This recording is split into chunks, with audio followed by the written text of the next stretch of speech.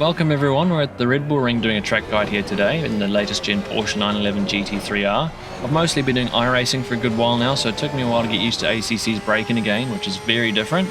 But anyway, up to the first turn, we're going to use a lot of track here. We're actually going to go outside the track, but just don't step outside the curbs. We're going to be braking at the white line there. It's quite a tricky first turn. You don't want to hit the yellow sausage curb on the inside here. A little bit of trail braking is quite nice so the rear doesn't flick around. Just use the regular curb and you should flow through here quite nicely. You can drop a wheel on the outside of the sausage curb on exit, just don't go too far out. You can run as wide as I did there, that's pretty much the limit there.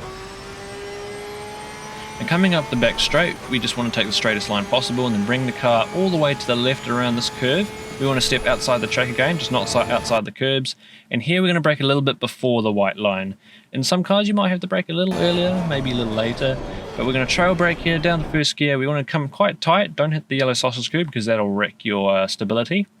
Just be careful that you don't carry too much speed in or you might flick around. On exit, if you go past the sausage curb, you've probably carried too much speed in. I'm still trying to find the absolute limit through here, but it seems like that sausage curb and within it is kind of where you want to be. Coming down the back straight, straightest line possible. Now we're looking to the left, we're going to step outside the track once again.